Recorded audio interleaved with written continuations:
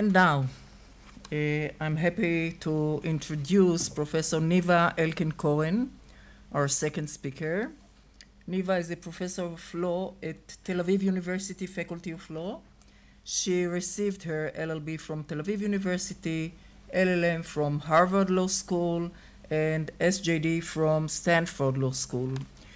Professor Elkin-Koren studies the intersection between law and information technology, focusing on intellectual property, governance by AI, and governance of AI. She's a member of the Academic Management Committee of Tel Aviv University Center for Artificial Intelligence and Data Science, and a faculty associate at the Beckman Klein Center for Internet and Society at Harvard. She was the founding director of the Center for Cyber Law and Policy and of the Haifa Center for Law and Technology at Haifa. And at Haifa, she served also as Dean of the Faculty of Law.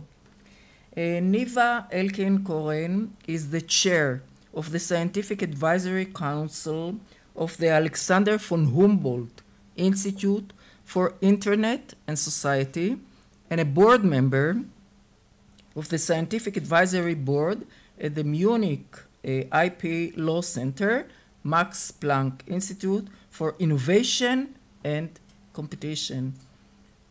We are very proud that you are representing us along the world.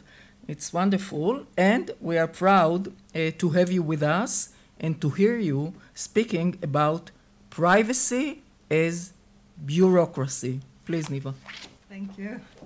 I'm really honored to be here, and I salute the organizers for putting the two of us together in the same panel, because as you will see in a few moments, we disagree on many issues, and I think that maybe that would be an interesting conversation that we could develop during the Q&As. Anyone who studies the law of privacy today may well feel a sense of uneasiness. There are popular demands for increased protection of privacy, discussions of new threats to privacy, and intensified interest in the relationship between privacy and other values such as liberty, anonymity, and mental health. These demands have generated a variety of legal responses. This short quote sounds very much like 2021.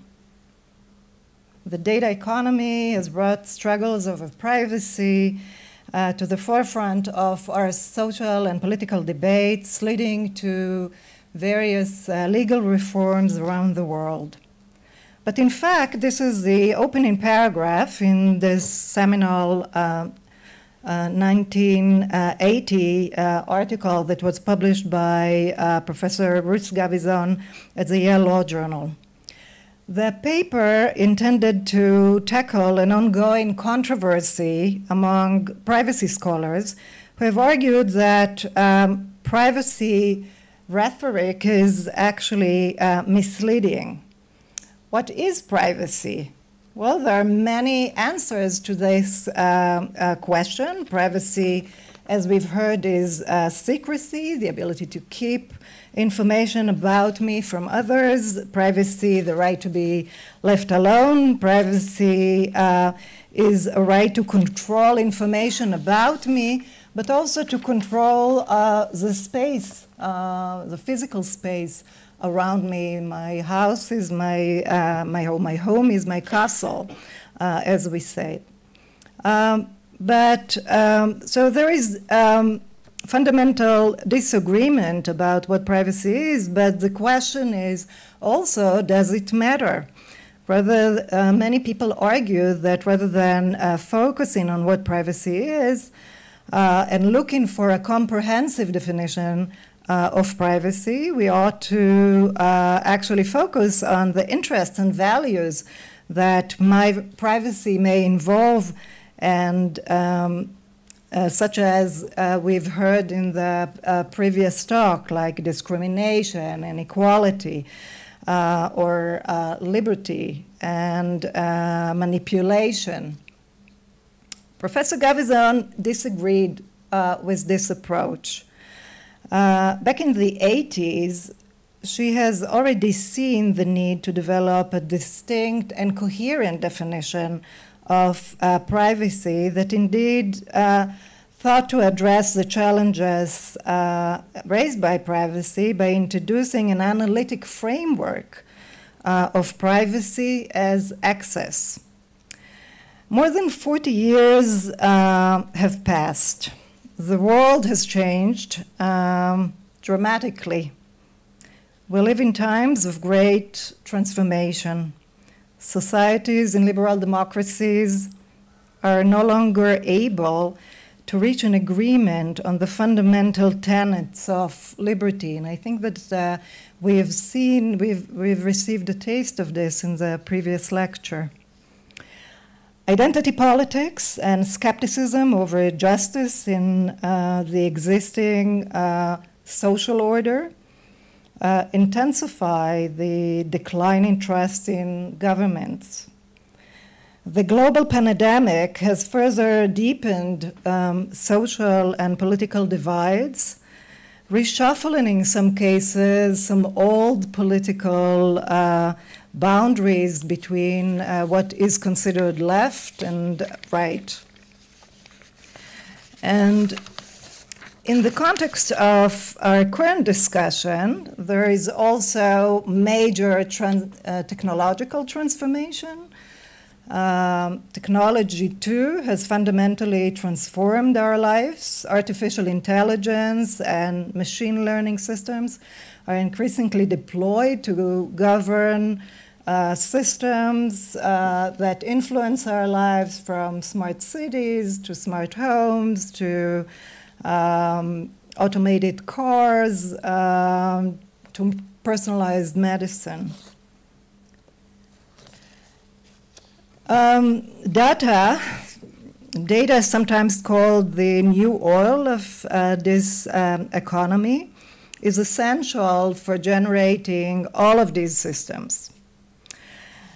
Data-driven innovation involves collecting the data, processing it, refining the data, often through some of the products and services that we are providing, the smart home, the autonomous cars, the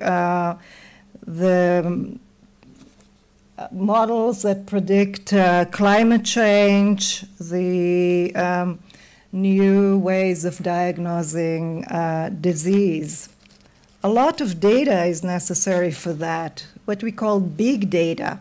Large volumes of data, data that is large at various dimensions, such as volume and the velocity, namely the ways in which it is being refreshed on an ongoing basis, the variety, the types of data that is being collected and used, and the veracity, the way in which we can verify the accuracy of that data. Data is also closely linked to business models and to what is now called surveillance capitalism, this famous book by Shoshana Zuboff. Personal data is being extracted from the digital trail that we all leave as we use all these digital services. When we drive our kids to school, navigating with Waze, when we post content on Facebook and TikTok, when we purchase things online, when we are banking, when we are exchanging information. The digital economy, which offers all these services for free, is often described as treating us, the data subjects, as the product that is then being sold to third parties. Now, the question is whether this article from the 80s is still relevant today. I believe that despite the major transformation, the basic insights of Professor Gavison from the 80s still shine. Indeed, misconceptions of privacy and personal data have led to the emergence of a legal regime which have turned personal privacy into a futile bureaucracy. In the short time that I have today, I'd like to briefly describe how the current legal regime is treating privacy and why I believe that Gavison's approach might help us think of it differently.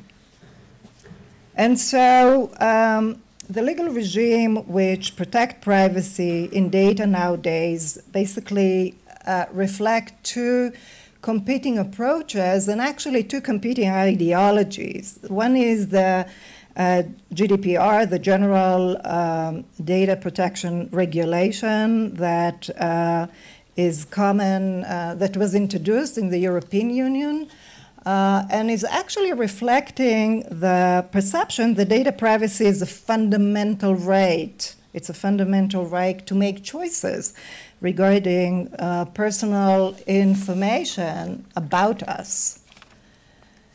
The GDPR is actually focusing on choice. It introduced, as you can see on the right, a set of rights that are supposed to enable people to make choices related to their personal data that is wildly or expensively defined as any identifiable information.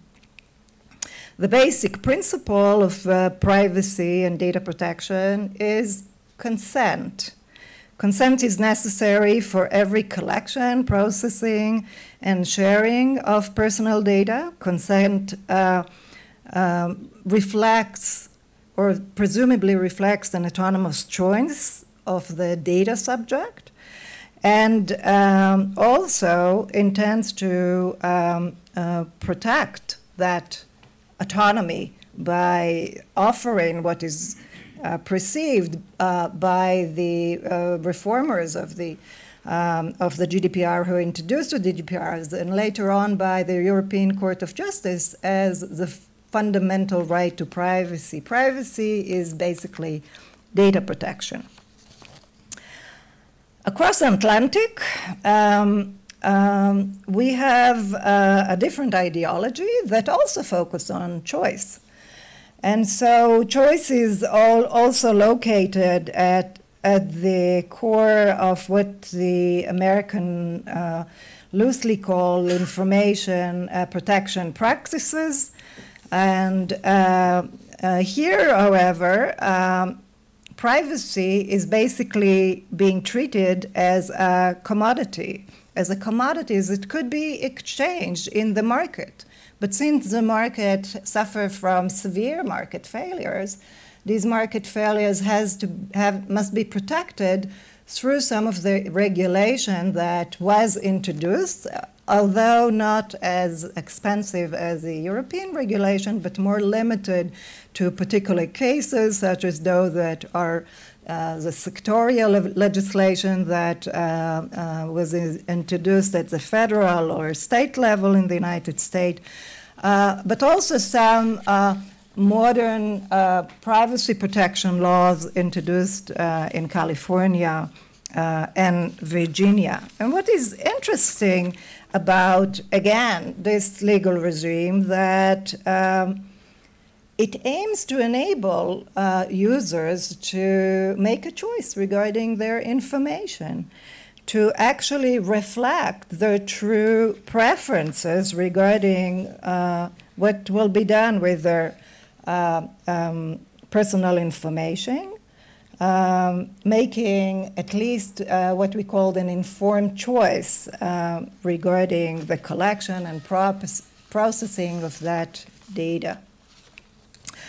So going back to Gavison's coherent concept of privacy, can these legal regime enhance privacy in the way Gavison understood it? And so I think we've heard in the talk of Professor Anita Allen about some of the contributions in the 1980 paper by Gavison, and I will just highlight three of them. One is the definition of privacy as accessibility to an individual. Gavison defines privacy as situational, as a human condition where a human can actually, when a human is put in a situation where there is more or less access to information about him, and that is addressed by the dimension of secrecy. It relates to the extent to which the subject of information becomes subject of attention, that is addressed by anonymity. And then there is the level of physical space, control over physical space, which enable us, or the accessibility to our physical space that is addressed by the dimension of solitude. All of these three dimensions, when we look through on privacy through these lenses, are not always desirable to the individual or to us generally in society. We as humans may not always benefit from privacy itself. We may need some balance between privacy and interaction in order to constitute our autonomy, in order to maintain our human relations, in order to develop our capacity and sensibilities, and in order to create, to grow, and sometimes even to survive. So privacy is not an absolute value. It is something that sometimes would be desirable as a social matter and sometimes not. And that is an important dimension that was recognized by Gavison in this paper. Another important point to make is that the justification that is offered by the article is instrumental, so that privacy is important only to the extent that it is serving individuals and society. It could serve liberty, it could serve autonomy, it could serve human relations, but sometimes it does not.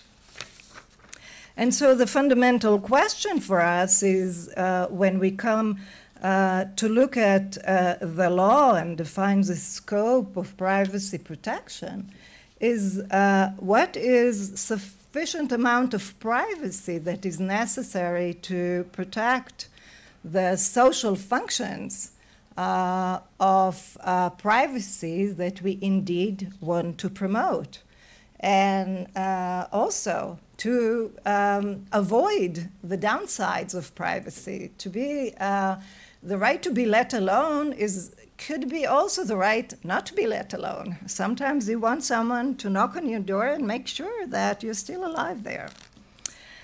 And so, and this important, this is an important dimension because it means that some of these decisions related to the scope of privacy protection cannot be done individually because privacy is defined as a relational condition then as a society, we need to make sure that we tailor the right to privacy in a way that would serve society as a whole.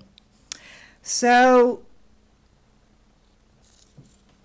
the definition that is offered in the article not only provide a framework for understanding what privacy is, but also is important for understanding what privacy is not.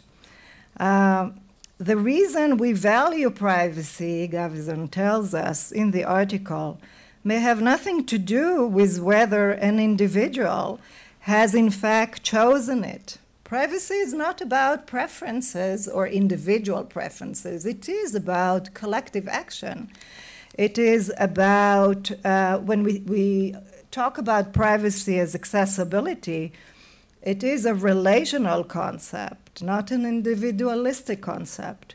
Therefore, privacy protection always entails some burden on others who may wish to access an individual in order to comprehend, to understand what she does, to learn about that other person, that other peer, that other individual, and also themselves to think and to grow through dialogue with other people. Now, back to the 21st century. Could data protection regime that was introduced in Europe and the focus on choice, notice and consent that is promoted in the United States, could they provide adequate protection of privacy in the 21st century? I actually believe that there are good reasons to doubt it, and let me just quickly list them down. So one is the fact that when we think about an ecosystem where data is actually collected and analyzed and through machine learning systems using artificial intelligence, disclosure of information no longer depends on the private individual. Data analytics enables third parties to infer information about me, that I'm a woman, that I'm white, that I'm a professional academic, regardless of whether I've provided that information in one form or another. They could do that by systematically analyzing patterns of information that were collected from other people and that apparently share some features with me, and therefore conclude that I fit that profile, and therefore it is who I am. The other set of problems relate to what we call the privacy paradox, the fact that consent is easily given. And so we know that we all appreciate privacy, we all value privacy, we talk a lot about privacy, but we give it away really quickly, all of us, on a daily basis. And sometimes because we value the service that we want to acquire, we need to use ways in order to avoid the traffic.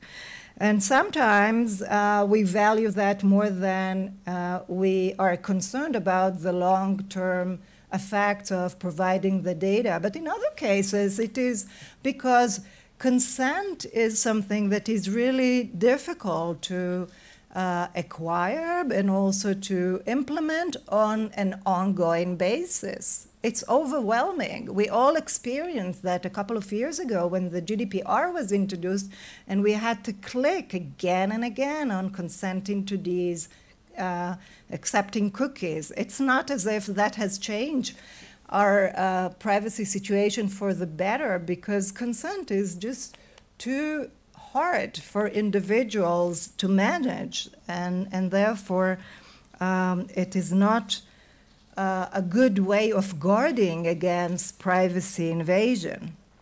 The last point, and that goes back to the 1980 article, is that if privacy is a social good, the individual is not the right constituent. We don't have to ask each and every individual, and the preference of each and every individual is not necessarily what should matter. What we need to do is to decide collectively about our the protection of privacy in ways that would enable us to live in a society that protect autonomy and enable democracy and pluralism in ways that we all seek to promote. And so if choice doesn't help protect privacy, does it hurt to protect it? Maybe it's useless, but maybe it's also harmless. The main problem that is generated by this cumbersome bureaucracy, which requires to acquire consent for use of each and every piece of data, actually creates complication and huge costs that have to be carried by those who try to use and develop and deploy these systems. And so when we think about this barrier in terms of cost and professionalism that is required in order to enter a market, this is carried by startup companies or independent inventors or academics who want to maybe develop more privacy-friendly technologies and enable some competition with these powers that are now implementing surveillance, and that is multinational corporations and states. And so, in conclusion, Gavison demonstrated back in the 80s that privacy is not a matter of individual preference, that it is a social good that should be addressed through social negotiation and collective action.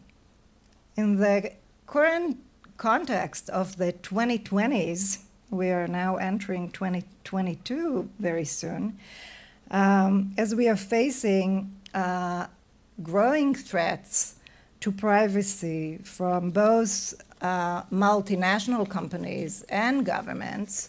And again, this is especially true in the post or current pandemic situation.